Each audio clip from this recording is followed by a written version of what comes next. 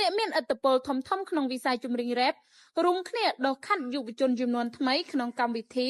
Cambo Rapper ដើម្បីបន្តក្តីស្រមៃដល់បេក្ខជនឆ្នើម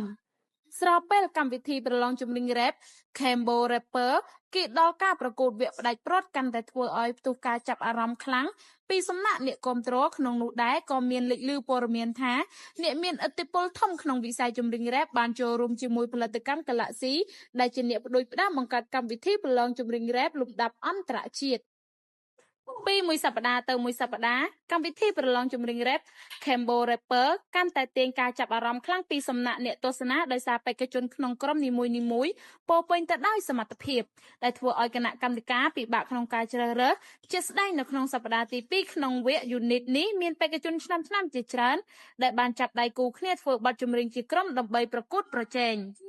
នឹងការប្រកួតប្រជែងដើម្បីស្វែងរកបេក្ខជនឆ្នើមបំផុតក៏មានអ្នកមានឥទ្ធិពលជាច្រើននៅពីក្រោយក្នុងការចូលរួមជាមួយ Galaxy ដើម្បីរៀបចំឲ្យកម្មវិធីប្រឡងចម្រៀងរ៉េប Cambo Rapper ដំណើរការទៅមុខបានយ៉ាងរលូន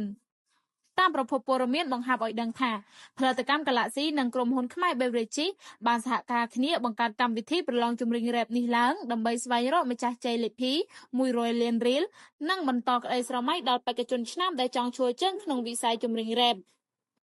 មិនតែប៉ុណ្ណោះកម្មវិធីប្រកួតប្រជែងចម្រៀងរ៉េប Cambo Rapper ក៏មានការចូលរួមសហការរៀបចំពីផលិតកម្ម Club Johan និង CG Women